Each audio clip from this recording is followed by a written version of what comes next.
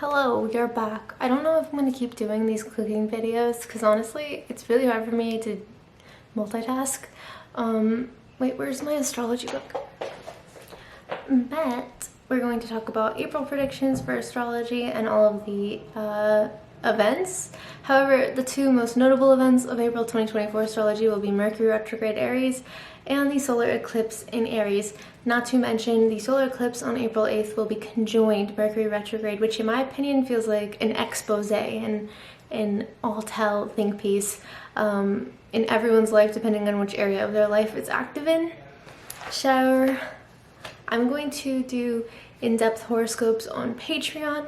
You can support me there, and you can also qualify for a reading there once you sign up just to see my horoscopes, and it's only $10 a month. It covers all of that. My husband's on the phone. And then I will post free horoscopes on Twitter, and then I will do some information on TikTok as well. So yeah, if you want to see in depth how things impact you, you can get a personal reading with me on Patreon, or see your personal horoscopes based on your rising sign on Patreon, which in my opinion will be the most intense or most helpful for everyone. But yeah, so just quickly I'm gonna run down where everyone has this activation in their chart before I start cooking. So Aries risings, you'll have it in your first house of ascendant and how people see you, how you go after what you want. You will be either feeling more exposed, people will have more critiques on you, but you will also feel maybe more confident or the need to like readjust something in that area altogether. Taurus, you will have it in your 12th house of hidden enemies, illness, and rest. If anything, I feel like it's more of a bed rot transit, like you're going to be in bed more, you're going to be more leaning into your intuition, more identifying with what is not working for you, what you're tired of, and just trusting your gut more. Like you could also be learning who in your life has not the best intentions towards you. Then Gemini risings, you have it in your 11th house of networking, social media, and friendships. So you could be learning who your real friends are. You could be maybe readjusting your relationship with social media. I am cautioning you to avoid internet fights, because I feel like you're the most likely to get into an internet fight during April. And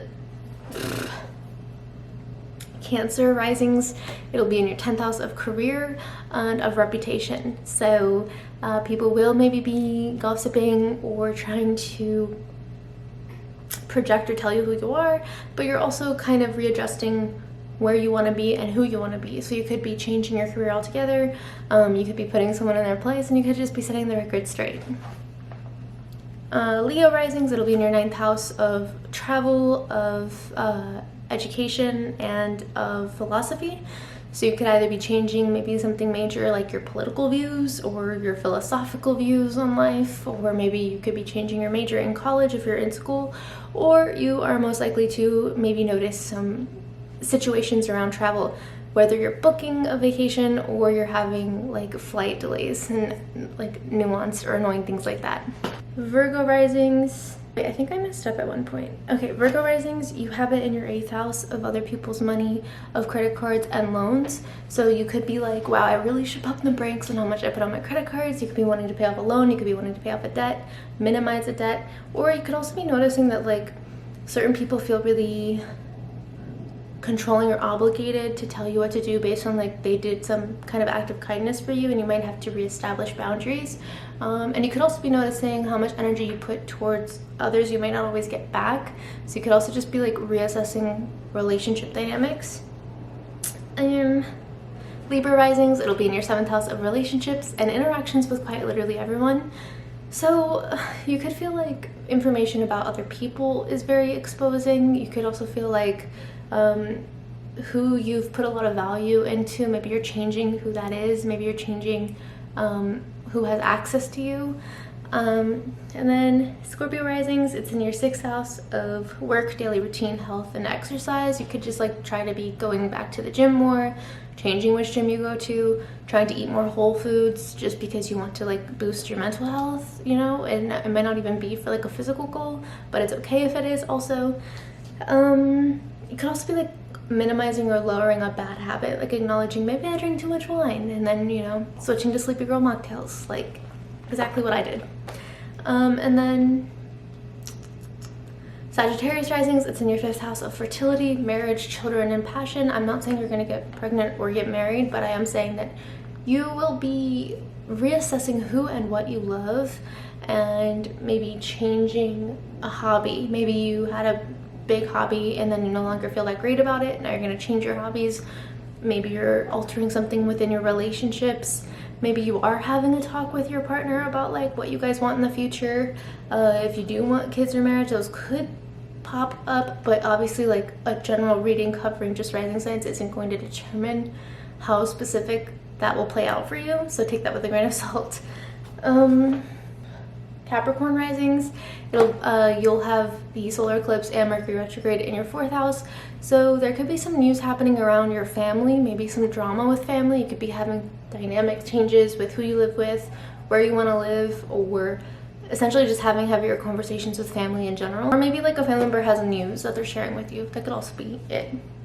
And then Aquarius risings, you will have this in the 3rd house of short travel, like getting in your car, communication, technology, and siblings. So you could maybe have some news with siblings. Maybe you have to fix something with your car, like a car repair.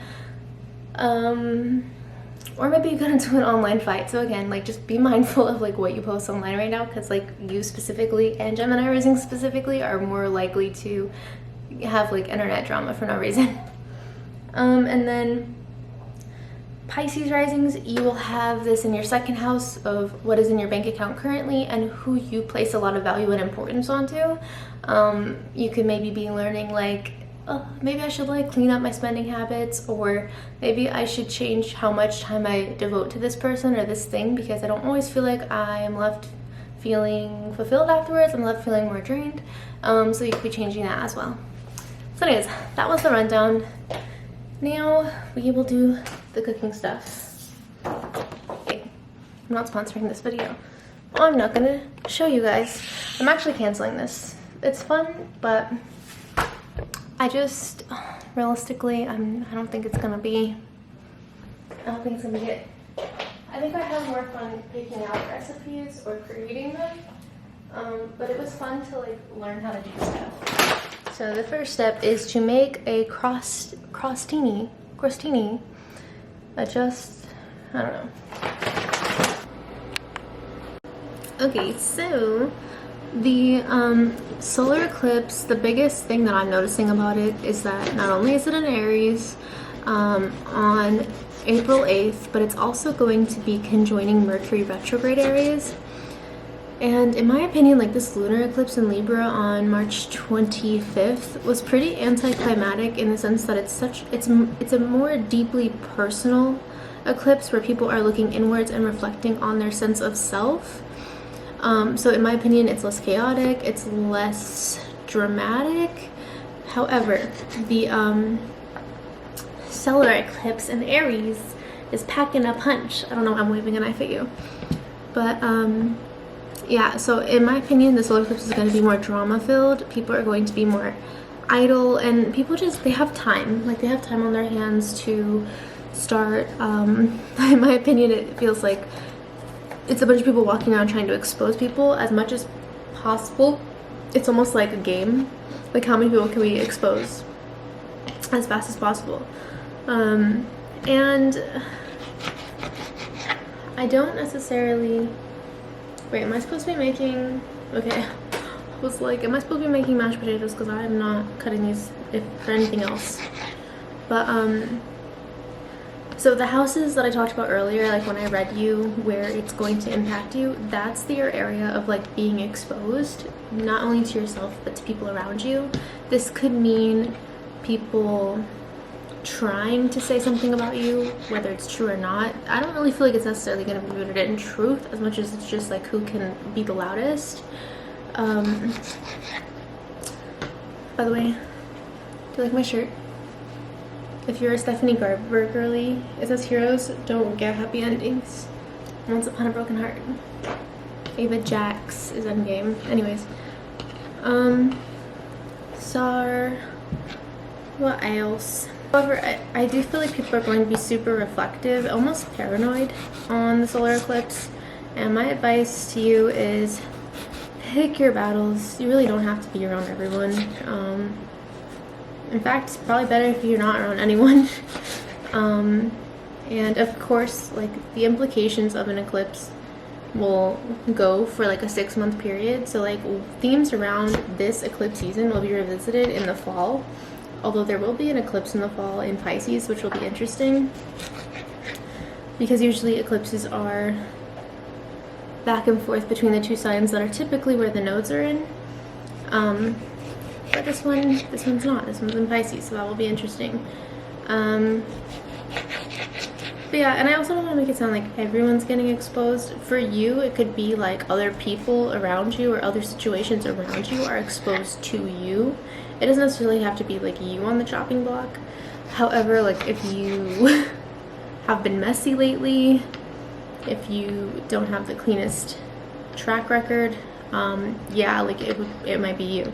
But I'm not saying that, like, I don't know, like for Aries risings, I feel like it could go either way. Like, I'm an Aries rising, and I feel like either someone's going to tell me like something I did that they have a problem with, or people could be projecting onto me, which is very much on brand with my whole Saturn return. And I'll have to like set the record straight.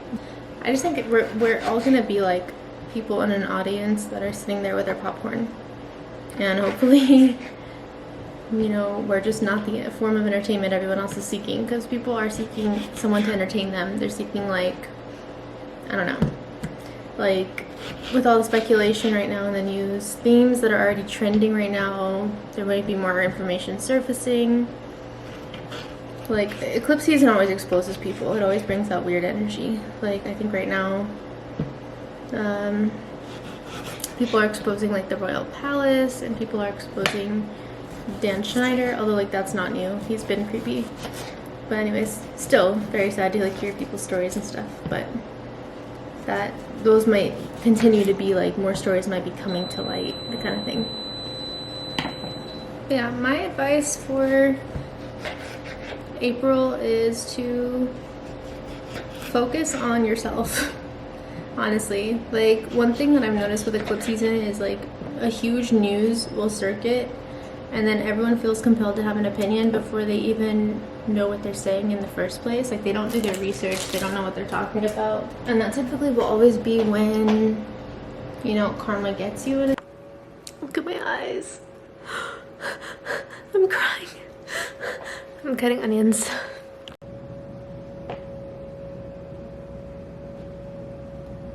That's kind of the end of this video. This is a very all over the place video, but I wanted to try to do more like vlog style astrology stuff.